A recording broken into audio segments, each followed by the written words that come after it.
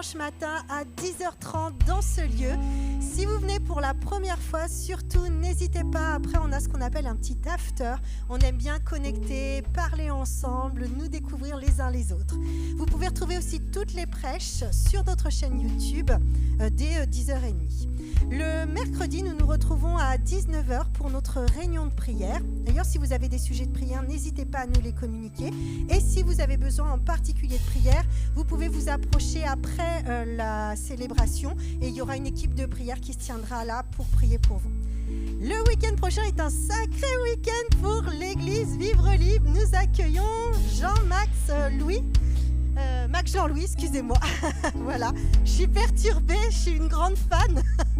Donc voilà, il sera là donc tout d'abord pour les jeunes le samedi matin à partir de 9h. D'ailleurs les jeunes, n'hésitez pas à aller vous inscrire et surtout à aller voir Nanas, qui se tiendra dans le hall après. Et n'oubliez pas votre petite participation de 10 € pour les 2 repas, celui du midi et celui du soir. Parce qu'il n'y a pas que les jeunes dans cette église et parce que, voilà, je vous l'ai dit, j'étais une méga grande fan et j'étais très frustrée de ne pas pouvoir le voir. Eh ben, on nous a concocté une soirée de louanges, donc tout le monde pourra venir le samedi soir à 20h pour une soirée de louanges avec ce super leader. Et pour ceux qui ne sont pas libres samedi, rassurez-vous, dimanche matin, il sera aussi avec nous le 6 juillet à 10h30. C'est lui qui assurera aussi la partie louange de notre culte. Alors, si vous voulez que tout ça continue, qu'on ait toujours des super personnes qui viennent et tout dans notre église, pour que tout continue, n'hésitez pas.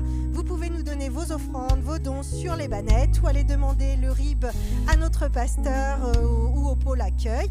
Et puis, si vous voulez revoir un petit peu toutes les actualités de notre église, vous avez donc le compte Insta, vous avez aussi Facebook.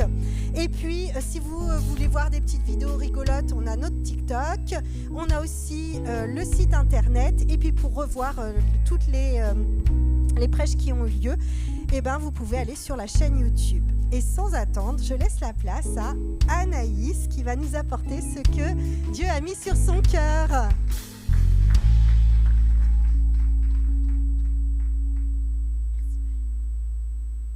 Bonjour, l'église Vivre Libre.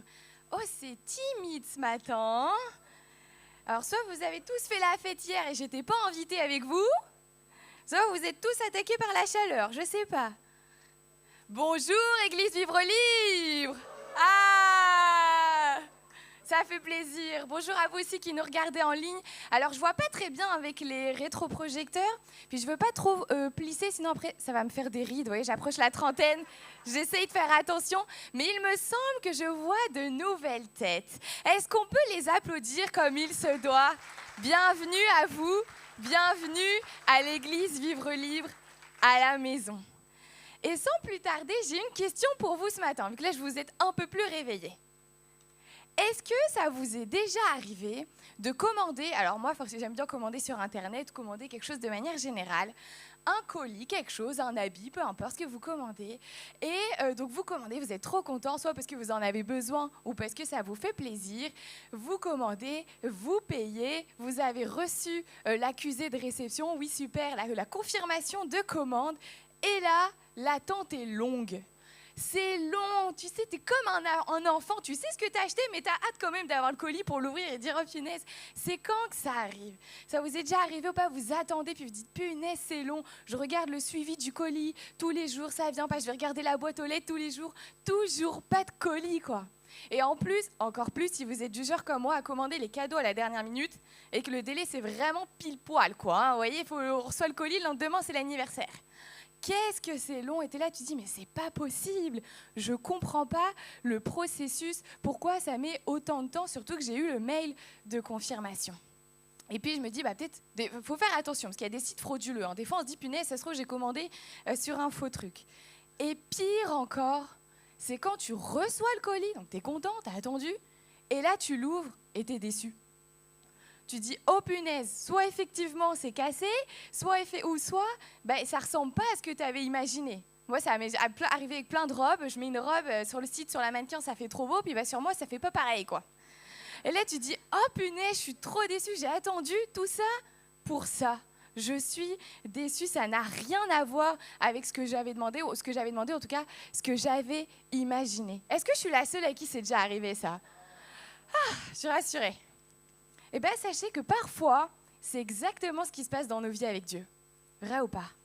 Tu pries, tu crois, tu reçois une promesse, mais le colis céleste met du temps à venir. Alors, je ne sais pas ce qui se passe, il va y avoir des bouchons dans le ciel, il y a un transport, je ne sais pas, problème de transport, mais ça ne vient pas jusqu'à chez moi, tu vois?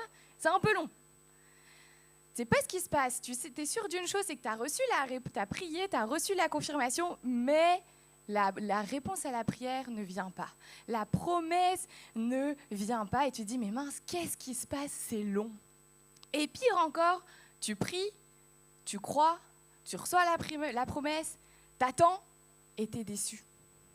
Tu dis, mince, la réponse que j'ai eue, c'est pas celle que j'espérais. La réponse que j'ai eue, c'est pas ce que je t'ai demandé, Seigneur. Là, il y a eu un problème, il y a une erreur dans le destinataire, tu t'es trompé, et ce que j'ai eu là, c'était pas pour moi. C'est pas ce que t'espérais. Franchement, à qui n'est-il pas déjà arrivé, ça aussi, d'être déçu après avoir prié? T'es là, t'as cru, t'as attendu, mais t'as rien vu. Par exemple, j'ai prié pour la guérison. Seigneur, j'ai prié, j'y ai cru, j'ai attendu.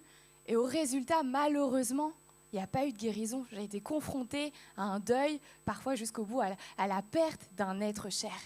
Seigneur, j'ai prié pour ma famille. J'ai prié pour que mes enfants viennent à toi. Je les ai élevés dans tes voies. J'ai fait tout ce que j'ai pu, mais je suis confrontée à de la division dans ma famille. Aujourd'hui, mes enfants ne croient pas en toi. J'ai prié pour un travail, j'ai prié pour la prospérité financière. Et finalement, aucune porte ne s'ouvre. Pire même, ma situation financière s'empire, je ne comprends pas. Qu'est-ce qui se passe? Devant cette déception et incompréhension, très honnêtement et sans aucun jugement, on peut être tenté d'arrêter de prier.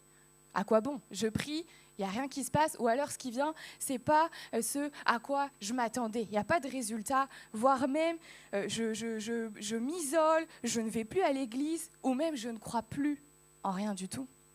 Certains, sans jugement encore une fois, hélas, certains abandonnent la foi tellement leur incompréhension, leur doute, leur déception est devenue plus forte que leur foi. Vous savez, on parle souvent de la foi comme un feu, la foi qui déplace les montagnes, la foi puissante. Mais qu'en est-il de cette foi silencieuse? De cette foi qui essaie de lutter, qui essaie de tenir bon, qui ne brille pas toujours très fort dans l'obscurité. Et pourtant, c'est exactement dans ces instants-là, dans ces situations de défi, dans ces moments d'attente, de déception, d'incompréhension, que la foi devient plus que réelle. C'est lorsque tu choisis de continuer de croire, lorsque tu dis « Ok, je ne comprends pas la logistique divine, mais je continue de croire, même sans comprendre son plan, même sans comprendre ses réponses. » Aujourd'hui, on est dans une culture micro-ondes. Il faut vite, 30 secondes, mon plat est chaud, j'ai mangé, vite fait. Allez, il me faut vite, tout vite. On est dans une société contemporaine où on va analyser. J'analyse, je comprends avant de m'engager. Typiquement, vous ne verrez, il y a du satisfait ou remboursé partout maintenant. Tu veux t'acheter des chaussures, tu as 30 jours pour essayer, puis si tu n'es pas satisfait, hop, tu les rembourses, tu les renvoies. Tu veux aller à une salle de sport, tu peux essayer avant de t'engager. Tu veux acheter une application, tu veux acheter un jeu, tu as le droit à une démonstration, tu essaies. L'idée c'est, oulala, avant de m'engager, je vais tester, je veux une garantie. Je vais être sûre de voir si ça me plaît ou pas. Puis si ça ne me convient pas, c'est pas grave, je change d'avis. Et la vérité, c'est que parfois, on essaie de faire pareil avec Dieu. On veut tester, on veut une garantie à nos prières. On veut tout comprendre, tout valider. Ok Seigneur, montre-moi ton plan. Ok, c'est bon, j'y vais. Ok, je crois. Ok, je décide d'y aller. Ok, je décide d'obéir et d'adorer. Mais Dieu ne nous propose pas un satisfait ou remboursé. Il n'y a pas de contrat de satisfaction avec Dieu. Au contraire, il veut une confiance. Il nous dit, crois d'abord, obéis-moi, même si tu ne comprends pas tout, et tu verras ma fidélité. C'est tout l'inverse du raisonnement humain de notre monde actuel et de notre société. comprenez bien ceci, c'est que la foi n'est pas un produit à tester. C'est une confiance à vivre, même dans l'invisible, même dans le silence, même sans comprendre, même sans garantie de remboursement. Alors aujourd'hui, je vais vous parler de cette foi, qui n'a pas toutes les réponses, qui n'a pas toujours de visibilité, mais qui choisit d'adorer quand même, qui choisit que même si je continue, même si je ne comprends pas tout, non pas parce que tout va bien, mais parce que Dieu est bon, même quand tout va mal. Et c'est pour ça que j'ai choisi comme titre de message « Croire même sans comprendre ». Alors attention, très très brève parenthèse, hors contexte, le titre du message pourrait laisser penser que la foi chrétienne est irrationnelle. Peut-être pour ceux qui viennent là pour la première fois, on demande de croire aveuglément, sans réfléchir. Ça pourrait paraître anti-intellectuel, voire même manipulatoire, mais ce n'est pas du tout ça. La foi chrétienne n'est pas contraire à la raison. La foi chrétienne n'est pas contraire à la sagesse, c'est pas ce que je dis. Mais il y a des moments où la foi va au-delà de ce que l'on peut comprendre intellectuellement et de ce que l'on peut comprendre surtout dans l'instant T. Alors, des fois, à un moment, au jour J, on ne comprend pas ce qui se passe. Dieu peut révéler progressivement ses plans, mais parfois, comme dans une relation de confiance, on avance en s'appuyant sur la fidélité de Dieu qu'on a déjà expérimentée, que l'on connaît. La foi, ce n'est pas l'ennemi de la raison, comprenez-moi bien, mais elle est son prolongement quand la raison atteint ses limites. Dieu ne méprise pas du tout l'intelligence et ce n'est pas du tout ce que je dis et ce que je veux entendre, laisse sous-entendre dans mon message. Au contraire, puisqu'il nous invite, on le voit dans Matthieu 22, 37, à nous chercher avec tout notre cœur, toute notre âme et aussi toute notre pensée, notre intelligence. Ok ? Donc je voulais juste fermer la parenthèse. Ne vous inquiétez pas, ne fuyez pas en partant. On n'est pas du tout là pour vous manipuler ou je ne sais quoi. Mais si on est honnête, franchement, quand on est dans l'incompréhension, à cause de l'attente d'une prière, à cause de l'attente d'un miracle, d'une promesse, on attend une réponse et qu'on est confronté au silence de Dieu. Ce n'est pas toujours simple de garder notre foi intacte. Franchement, si on est honnête, des fois, ce n'est pas toujours facile. Et c'est mon premier point ce matin, l'incompréhension quand Dieu tarde à répondre.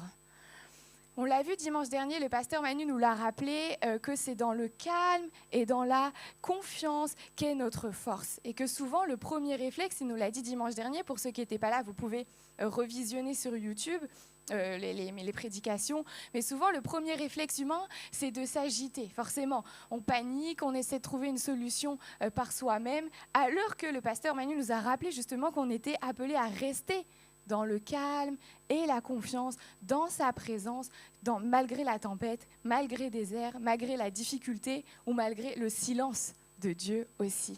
Parce que oui, je ne vais pas vous vendre un super la vie chrétienne, Jésus, bisounours, il vous dit oui à tout. Non, la vie chrétienne n'est pas un long fleuve tranquille, loin de là. Dieu ne dira pas toujours oui à tes prières, Dieu ne dira pas toujours oui à ce que tu désires, mais parfois tu seras confronté au silence de Dieu. Et pourtant, pour beaucoup d'entre nous ce matin, et je le sais, on a la conviction, on sait que le silence de Dieu ne veut pas dire qu'il est absent. On le sait ça, au plus profond de notre cœur. Je sais que plein d'entre vous l'ont déjà expérimenté. Mais pour autant, il arrive un moment où nos inquiétudes, nos incompréhensions, nos doutes prennent le dessus. Je ne sais plus dans quelle prédication ou pensée j'avais entendu ça, mais en gros, ils avaient comparé un peu le silence de Dieu avec un examen. On est bien d'accord que lors d'un examen, typiquement, là, je crois qu'il va y avoir les épreuves du baccalauréat, je ne sais plus si c'est déjà passé ou si c'est en cours, vous vous doutez bien que l'examinateur, il ne va pas aider l'élève pendant l'examen. De même, moi, j'ai comparé ça à un permis de conduite. L'examinateur, il ne va pas répondre à tes questions, puisque le but de l'examen, c'est de tester tes connaissances. Sinon, ça n'a pas de sens. Imaginez si à l'examen de conduite, à chaque fois, l'examinateur, il prenait le volant, on serait tous des dangers publics sur la route, quoi. Quoique, j'avoue que des fois, je me dis, il y en a, je me demande si c'est pas passé ça le jour du permis, hein, mais bon, bref. Et parfois, c'est ça, Dieu est silencieux pendant le test, pendant l'examen. On dit, Seigneur, je ne comprends pas, je te sollicite, aide-moi. Mais Dieu est l'examinateur. Il va te laisser un peu pour voir, pendant ce temps de l'examen, si tu peux mettre en pratique ce que tu as appris, parce que c'est ça un chrétien, c'est en apprentissage. à chaque jour, à chaque temps. C'est pour ça qu'on passe tantôt par des saisons, tantôt par des autres, pour que notre foi soit développée, pour que notre foi puisse grandir. Et alors qu'on est là pendant l'épreuve, pendant l'examen, bah oui, des fois on se dit mince, Dieu est silencieux, bah oui, parce que l'examinateur n'intervient pas dans le test, c'est ce qui nous forme. Il y a un temps pour tout, et après l'apprentissage vient le test. Et dans ces moments de doute, de silence, d'incompréhension, la fidélité de Dieu n'est pas moins présente. Vous le comprenez bien ce matin, elle est juste effectivement mise à l'épreuve. Et nous, notre fidélité à lui, elle par contre, elle doit être forgée dans ces moments-là. Alors, n'abandonnons pas face au silence de Dieu. C'est dur. Bien sûr, plus facile à dire qu'à faire. Là, on le sait, on le proclame, mais qu'en est-il quand ça fait des semaines, quand ça fait des mois, quand ça fait des années que tu pries pour quelque chose, pour un sujet, pour une promesse, qu'on t'a donné une parole et que tu ne vois pas la victoire? Et là, c'est pas juste le silence de Dieu pendant un certain temps, c'est l'attente de résultats, c'est l'attente de voir le fruit. Qu'est-ce qui se passe? Pourquoi c'est aussi long?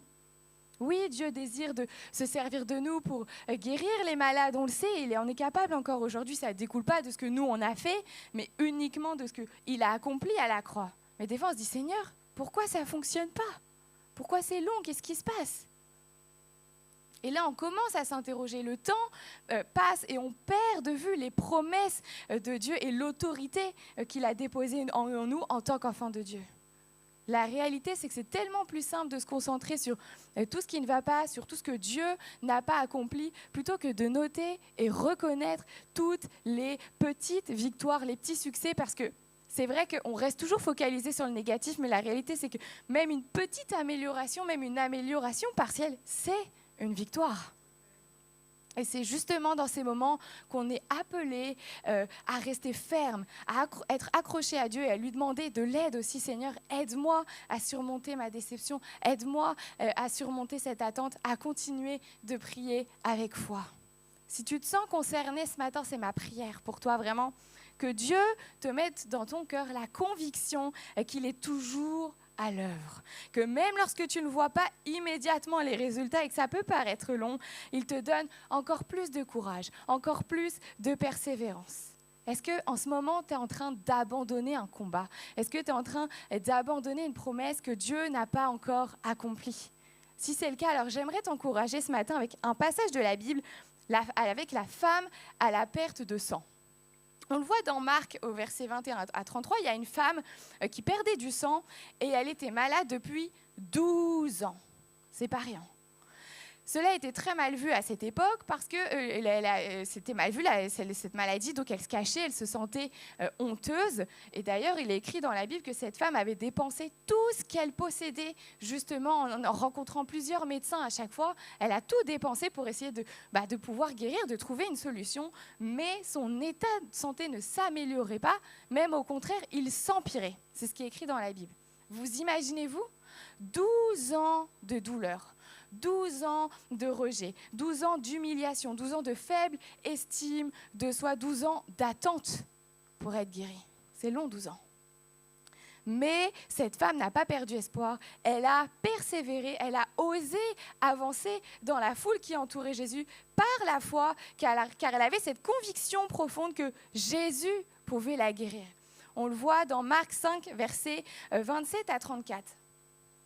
Ayant entendu parler de Jésus, elle vint dans la foule par derrière et toucha son vêtement, car elle se disait, si je puis seulement toucher ses vêtements, je serai guérie.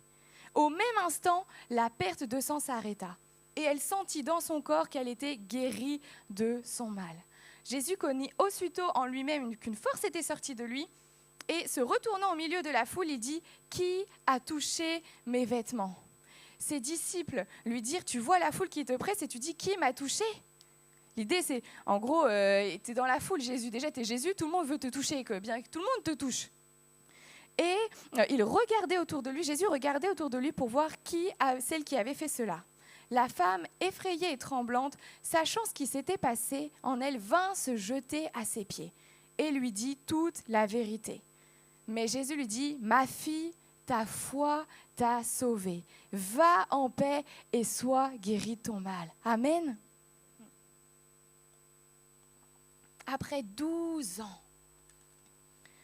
Et c'est encore applicable pour nous aujourd'hui, ce matin, en 2025. Jésus peut guérir, Jésus peut accomplir des miracles. Et c'était mon premier point ce matin. Après le silence de Dieu, après l'attente de résultats, Dieu frappe enfin à la porte de ton cœur. La sonnette sonne, le livreur est venu déposer le colis céleste. Ah, il y avait des bouchons dans les transports, je sais pas, mais j'ai enfin reçu mon colis céleste. C'était long. Des fois un peu comme ça dans ma vie, c'est vrai. C'est un encouragement ce matin à persévérer. Toi qui passes par le silence, toi qui passes par l'attente d'une prière. Moi, j'attends ma promesse. Moi, j'attends, Seigneur, mon miracle.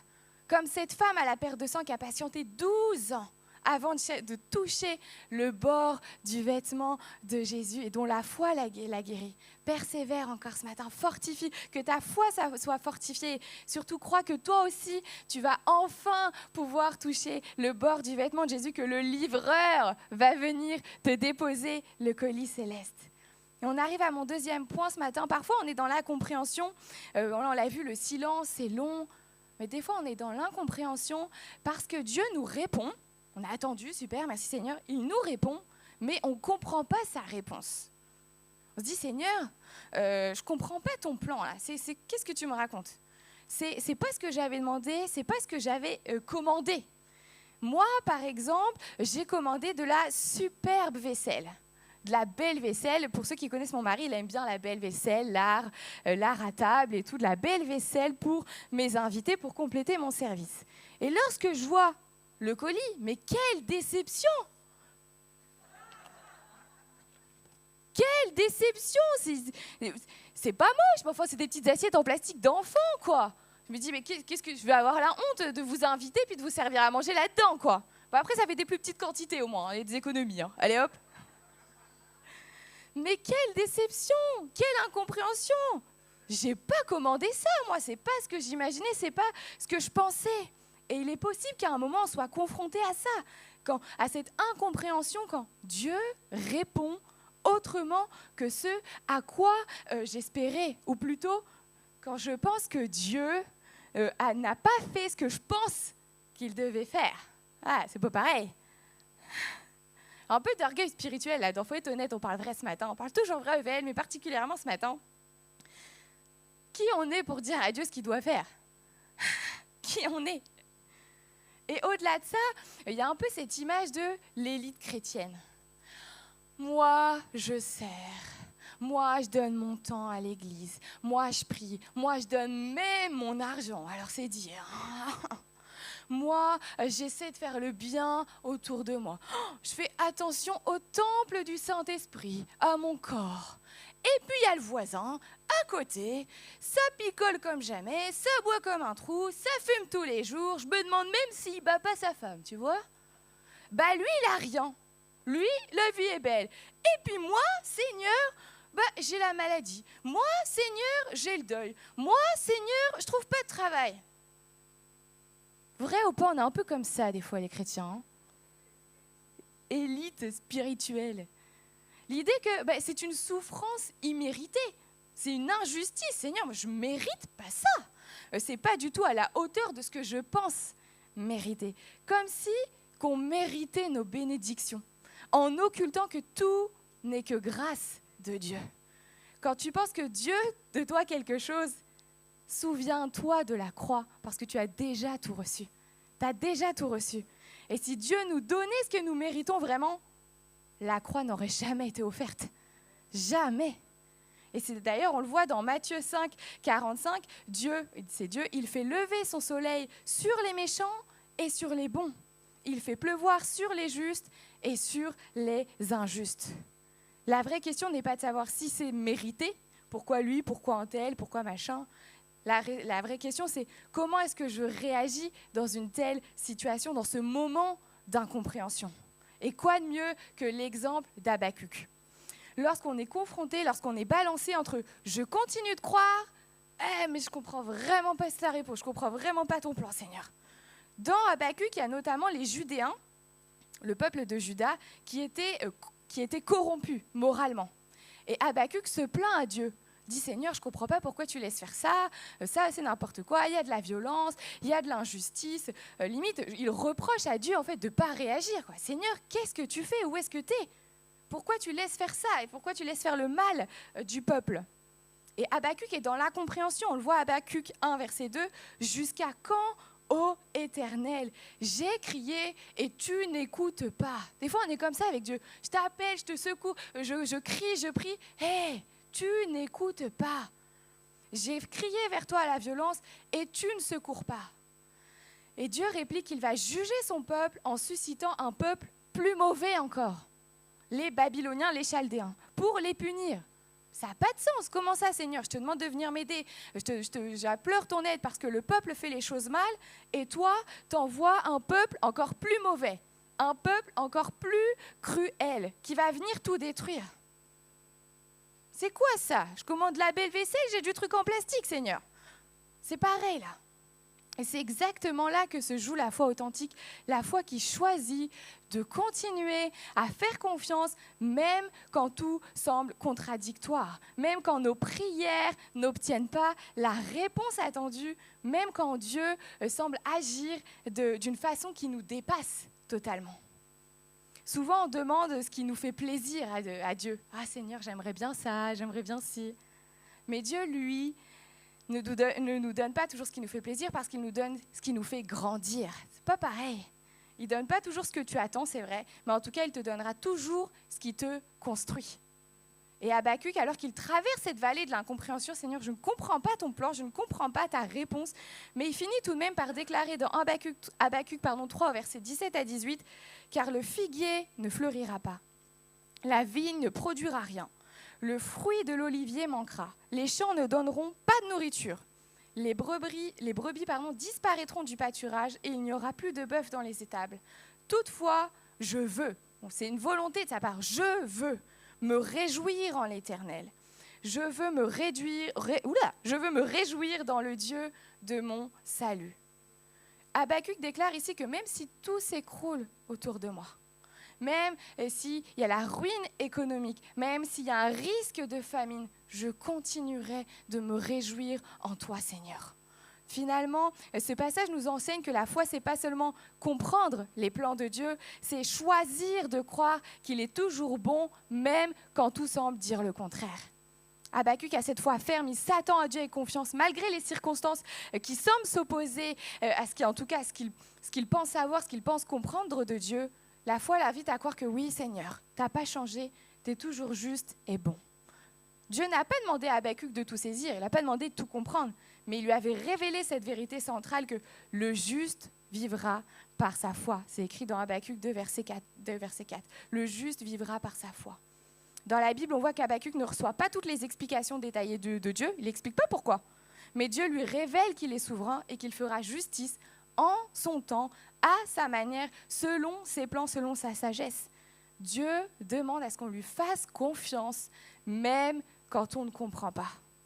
Alors comme Habacuc, on est parfois appelé à marcher sans voir, à continuer, à persévérer, à continuer d'espérer, même si je ne comprends pas, même si je n'ai pas l'explication immédiate, parce que notre foi ne repose pas, ne dépend pas selon les circonstances, mais elle repose sur la fidélité et la bonté de Dieu. Et c'est mon troisième et dernier point ce matin, c'est quand ma foi devient une adoration malgré mes incompréhensions. La foi, ce n'est pas seulement de croire pour un miracle, c'est de croire malgré son absence et dire « Même si, je te louerai quand même, Seigneur. Même si ça n'arrive pas, même si je perds mon travail, même si je ne suis pas guérie, je continuerai de te louer quand même, Seigneur. » Parce que la foi la plus puissante, ce n'est pas celle qui exige une explication, je veux comprendre, non.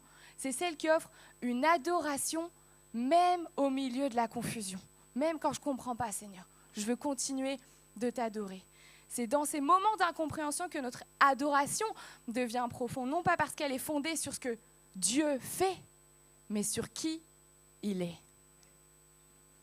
Il y a un niveau de foi où tu ne viens pas à Dieu pour ce qu'il fait, mais pour qui il est. La foi la plus profonde, c'est quand tu restes, même quand les miracles cessent, même quand les miracles ne s'accomplissent pas, parce que sa présence vaut plus que ses réponses. Louer Dieu pour qui il est, c'est tellement plus simple quand tout va bien. Quand Dieu répond à tes prières. Ah, t'es béni. Oh, gloire à Dieu. Dieu est bon. Mais c'est tellement plus compliqué de continuer d'adorer Dieu quand tu traverses les difficultés, quand tu attends le miracle, quand tu attends la promesse, ou même pire que Dieu te donne une réponse, puis c'est pas du tout dans le sens que toi tu voulais. On a tendance à oublier que Dieu est souverain. Dieu est Dieu, il fait sa volonté et il connaît toutes choses, même si sur le moment on a du mal à comprendre. Dieu connaît mieux que nous-mêmes ce qu'il faut et ce qui est bon pour nous. Donc oui, parfois on prie et on ne voit pas le miracle. Oui, parfois on prie et on ne voit pas le résultat que l'on souhaitait. Les plans de Dieu surpassent nos plans limités. On a tendance à oublier en plus que Dieu a déjà accompli le plus gros miracle qui soit pour chacun d'entre nous, à savoir le pardon de nos péchés pour avoir accès à la vie éternelle. Il y a un chant comme ça qui dit « Sa grâce me suffit ». Savez-vous quel autre exemple dans la Bible on a comme modèle de persévérance dans la confiance en Dieu, avec une foi qui se manifeste tant dans les bons comme dans les mauvais moments ? Job. Job était un homme droit et intègre à qui on ne pouvait rien reprocher. C'était la Bible qui l'écrit comme ça. Il respectait Dieu et s'écartait du mal. Dieu lui-même présente Job comme un homme véritablement juste et fidèle. On se dit, waouh, quand même. Moi, j'aimerais bien que Dieu dise ça de moi. Anaïs, elle est juste et fidèle. Amen. Mais Satan n'est pas de cet avis. Lui, il met en doute les motivations de Job en disant, non, Job, il t'obéit uniquement parce que tu le bénis, uniquement parce que tu le protèges. Mais si demain, tu arrêtes tout ça, et ben, l'ennemi est convaincu que si Dieu fait souffrir Job, il finira par maudire Dieu. Donc Dieu accepte ce test, entre guillemets, non pas parce qu'il doute de Job, mais pour révéler quelque chose de plus profond que Job lui-même ne connaissait même pas encore à ce moment-là. Déjà, je me dis, mais quelle confusion, quelle incompréhension déjà à ce moment-là. Je me dis, mais Seigneur, pourquoi tu permets ça ? Tu dis qu'il est juste, qu'il est fidèle, qu'il est bon et tu permets ce test. Mais à la lecture du livre, on comprend que la souffrance révèle les motivations profondes de Job à servir Dieu. Et ça nous enseigne encore aujourd'hui pour nous, pour chacune de nos vies, que les motivations profondes de Job, les motivations profondes peuvent être révélées dans la souffrance. Dieu veut que notre foi soit purifiée de tout intérêt et qu'elle repose uniquement sur qui il est, et pas sur qui il est et aussi sur ce qu'il nous donne. Et quand nous souffrons, quand nous sommes pris dans la douleur, dans l'incompréhension, parfois ça remplit tellement, et ça prend tellement de place que ça nous empêche de voir au-delà, ça nous empêche de voir Dieu. Et malgré l'incompréhension, Dieu demeure à l'œuvre pourtant dans nos vies. Il reste présent à nos côtés. Mais des fois, on est tellement pris dans cette incompréhension, dans ce doute, qu'on ne voit même plus. Et lui, Job, on voit, il garde la foi, alors qu'il a tout perdu, mais vraiment tout. Il a perdu sa famille, il a perdu sa santé, il a perdu sa réputation, il a perdu sa richesse, alors qu'il n'a rien fait de mal. Enfin, je ne vois même pas qu'est-ce qu'on pouvait lui enlever de plus à Job. Hein. Franchement, ses amis vont même aller douter de son intégrité en lui disant « Mais c'est pas possible, tu as forcément péché si t'arrive ça, c'est pas possible, Job. » Il était accusé de quelque chose qu'il n'avait jamais fait. Quelle injustice! Et pourtant, malgré tout cela, Job exprime à Dieu sa souffrance et son incompréhension, il lui livre son cœur, mais même sans comprendre, il garde une attitude de foi et une attitude d'honnêteté vis-à-vis de Dieu. Il dit notamment « Je sais que mon Rédempteur est vivant et qu'il se lèvera le dernier sur la terre. » Waouh, on voit ça dans Job 19, verset 25. Waouh, quel modèle. Pour autant, Dieu n'explique rien à Job. Hein. Même à la fin, on ne comprend pas et on ne sait pas pourquoi pourquoi Dieu a permis ça, pourquoi il a permis ces épreuves. Mais à la place, il lui donne une révélation de sa grandeur et de sa souveraineté. Face à la majesté, à la sagesse infinie de Dieu, Job répond avec humilité dans Job 42, versets 2 à 5, « Je reconnais que tu peux tout et que rien ne s'oppose à tes pensées. Mon oreille avait entendu parler de toi, mais maintenant, mon œil t'a vu. » Job termine donc dans la confiance et l'humilité. Il abandonne ses propres jugements limités, il abandonne sa propre faible connaissance pour se confier justement à la sagesse infinie de Dieu. Il décide de lui faire confiance malgré la souffrance, malgré l'incompréhension. Et on le voit, je suis obligée de passer rapidement, mais à la fin du livre, Job, ça s'achève sur la restauration, parce que Dieu lui a donné au double de tout ce qu'il avait perdu. Mais au-delà de ça, et ce qu'il faut retenir, c'est que Job a reçu quelque chose d'infiniment plus grand. Il a expérimenté la présence du Dieu vivant et souverain. Et comme Job, parfois on ne sait pas pourquoi Dieu permet telle ou telle souffrance. Pourquoi il ne répond pas à telle ou telle prière, pourquoi il fait comme ci, pourquoi il fait comme ça. Et parfois on ne comprendra jamais ici-bas sur terre. Mais on est quand même appelé à faire confiance à celui qui sait tout, même quand nous ne comprenons rien. Et c'est ça la foi, croire même sans comprendre. La foi, c'est pas voir clair, c'est s'attacher à celui qui voit tout. Et finalement, on voit, il y a un point commun à travers Habakkuk et Job. Le premier, c'est qu'ils ont fait preuve d'honnêteté avec Dieu. Dieu a renouvelé leur foi parce qu'ils se sont livrés à eux. Ils ont dit « Seigneur, je ne comprends pas. Seigneur, qu'est-ce qui se passe? Seigneur, je suis déçu. » Et des fois, on est pris dans des standards de la foi où limite, on s'interdit de dire à Dieu « Oh, je ne comprends pas » ou « Oh, je suis déçu ». La réalité, c'est que Dieu veut qu'on lui apporte nos cœurs sincères, qu'on soit authentique spirituellement. Donc ne porte pas ce poids de l'incompréhension, reste pas bloqué. Au contraire, abandonne-lui tes plans. Vas-y, dis-lui, parle, va dans le lieu secret, parle à Dieu. Seigneur, je ne comprends pas, Seigneur, j'attends ça. Pourquoi? Pour qui? Dépose tes incompréhensions au pied de sa croix. Et d'ailleurs, j'ai une anecdote très drôle. Sur le porté, j'ai habité au début de mon mariage avec Maxence en plein Rouen, donc pas de stationnement. Okay, c'était dans les petits apparts super mignons, c'est sympa hein, quand tu es jeune marié, tu peux sortir, etc. Mais pas de place. Et donc j'avais tourné, je m'étais garée un peu loin et j'avais toutes mes courses. Et j'avais pas envie, j'avais la flemme de refaire un aller-retour, donc je me suis dit je vais tout porter. Mais vraiment tout porter. Le pack de lait, tous les sacs et tout. Je me suis surestimée, je me suis crue plus forte que ce que je l'imaginais. J'ai pris tous les sacs et la réalité, c'est que j'ai fait quelques mètres et que les poids de mes sacs étaient tellement lourds qu'ils m'ont emmenée en arrière et je suis tombée comme ça dans la rue avec tous mes sacs. Ouais. Et il y avait un arrêt de bus pas loin, je me dis, punaise, c'est sûr, ils doivent rigoler. Ils ont dû voir une petite nana avec tous ces sacs comme ça tombés par terre avec tous ces sacs de course. Mais la réalité, c'est que c'est comme ça, des fois, dans notre vie spirituelle, on veut tellement porter, on s'obstine, je prends tout, mais le seul résultat qui nous attend, c'est la chute. Parce qu'il y a des choses qu'on ne peut pas porter et c'est trop lourd pour nous. Ça va, je ne m'étais pas blessée, mais quand même. Peut-être que tes circonstances ne changeront pas si tu déposes, si tu décides de laisser Dieu porter, mais ta vie dans ces circonstances peut changer. Et le deuxième point commun qu'on peut relever entre Habakkuk et Job, c'est que les circonstances ne les amènent pas à changer d'avis sur le caractère de Dieu, sur leur manière de voir Dieu. Ils tiennent ferme, malgré leur incompréhension, malgré leurs doutes, ils tiennent ferme dans leur foi. Alors oui, parfois Dieu va pas toujours, il te révèle des fois, tu comprends après, ah, je comprends mieux pourquoi je suis passée par là. Mais des fois, Dieu ne te révèle pas. Pourquoi la maladie? Des fois, on ne sait pas. Pourquoi le deuil? Des fois, on n'a pas l'explication. Pourquoi la perte du travail? Pourquoi telle ou telle difficulté? Mais comme on l'a vu ensemble à travers les différents passages de la Bible, le but n'est pas de tout savoir, mais le but est de connaître celui qui connaît tout, celui qui sait tout. Et c'est ça le plus grand cadeau de Dieu. Ce n'est pas une explication, c'est sa présence. Et on a tendance à l'oublier. Ce n'est pas une réponse de Dieu, mais c'est la relation que j'ai avec mon Père Céleste. Il ne s'agit pas de croire aveuglément, mais de croire en celui qui connaît toute chose, qui tient l'univers entre ses mains. La foi biblique s'appuie sur l'historique de Dieu. Ce n'est pas du vide, hein. C'est pas un mythe ou méthode Coué ou je ne sais quoi. Non, ce n'est pas une foi aveugle, c'est une foi fondée sur la fidélité de Dieu, sur sa présence, pas sur la clarté de la route. Puis si ça peut vous rassurer, sachez que même Jésus a douté à un moment. Moi, ça me rassure, je me dis, si même Jésus l'a douté, ça va alors.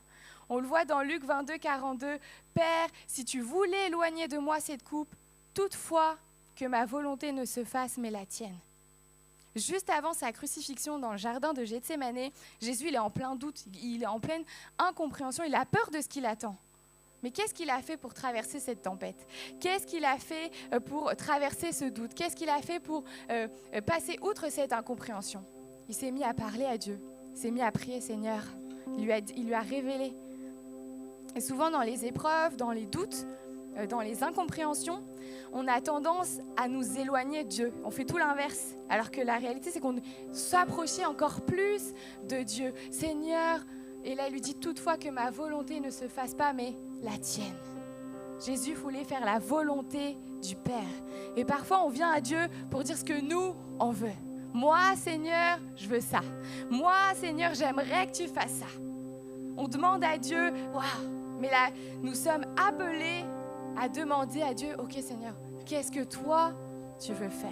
Qu'est-ce que toi, tu as besoin? Qu'est-ce que tu veux que je fasse? Dieu ne te demande pas d'être fort, de ne jamais douter, de n'avoir jamais peur, pas du tout. Mais il te demande d'être fidèle et de lui faire confiance parce qu'il est Dieu. Il est souverain. Il est au-dessus de tout et il connaît toutes choses pour ta vie. La foi, ce n'est pas l'absence de peur. Vous croyez quoi? Moi aussi, des fois j'ai peur. Je dis Seigneur, tu m'appelles à ça là? T'es sûr? Mais je veux faire le choix et on est tous appelés à faire le choix malgré tout d'avancer. On veut continuer de le suivre même si je ne comprends pas tout, même si je ne comprends pas sa volonté. Peut-être ce matin tu es là et tu dis moi je pleure la perte d'un être cher. Je suis passée par le deuil, je ne comprends pas. Je ne comprends pas pourquoi. D'un rêve peut-être, la perte d'une relation. La perte ou l'attente d'une promesse. Tu dis, Seigneur, je comprends pas la promesse censée arriver, mais elle vient pas, elle est longue. Peut-être tu te dis, mais pourquoi Dieu n'a-t-il pas répondu? Pourquoi Dieu ne répond pas? Peut-être même tu es déçu, tu es dans l'incompréhension, tu dis, moi j'ai eu ma réponse, mais Seigneur, c'est pas du tout ce à quoi j'espérais. C'est pas ce que je voulais. Et la Bible ne nous donne pas toujours toutes les réponses et je ne pourrais vous apporter cette réponse parce que je ne suis pas Dieu. Mais en tout cas, une chose est sûre, c'est que la Bible nous offre quelque chose de plus précieux de toutes les explications inimaginables. C'est que sa présence est fidèle, que Dieu est fidèle, qu'il est immuable et qu'il ne faillit jamais. Un Dieu qui, même quand tout s'écroule, reste le même hier, aujourd'hui et demain. Et ce matin, je crois que Dieu nous appelle à passer une étape supérieure dans notre relation avec Dieu, dans notre marche avec lui, c'est-à-dire, ok Seigneur, je veux te faire confiance, pas seulement quand tout va bien, pas seulement quand je comprends tout, pas seulement quand ça va dans mon sens, mais Seigneur, peu importe les circonstances, peu importe même au cœur de l'incompréhension, Seigneur, je veux continuer de te faire confiance. Je veux continuer de croire en toi. Je prie que notre foi ce matin ne soit pas conditionnée parce qu'il nous donne ou parce qu'il reprend, mais qu'elle devienne une adoration authentique pour qui il est. Que notre foi se transforme en un chant d'adoration, même au milieu de la tempête, même au milieu de l'incompréhension, Seigneur, je continue de t'adorer encore, parce qu'au final, tu n'as pas besoin de tout comprendre pour croire que Dieu est bon. Tu n'as pas besoin. Tu peux faire un pas aujourd'hui, pas parce que tu maîtrises tout, pas parce que tu comprends tout, mais parce qu'il t'appelle à être fidèle. Je ne crois pas que Dieu cherche des chrétiens qui savent tout expliquer, qui comprennent tout. Il cherche des cœurs humbles, capables de dire comme Habakkuk et Job, même si je ne comprends pas, même si je ne vois pas, je choisis de te faire confiance, Seigneur. Peut-être que tu cries encore, mais Seigneur, pourquoi? Dieu te répond aujourd'hui, non pas par une explication, mais par sa présence. Je suis avec toi. Tu n'as pas besoin de tout comprendre pour me faire confiance. Alors oui, ça peut être inconfortable, hein? Tu ne vas pas toujours tout comprendre, c'est pas facile, mais le but ultime, c'est pas ton confort, c'est ta guérison. Le but ultime, c'est ta transformation. Le but ultime, c'est ta maturité spirituelle pour sa gloire.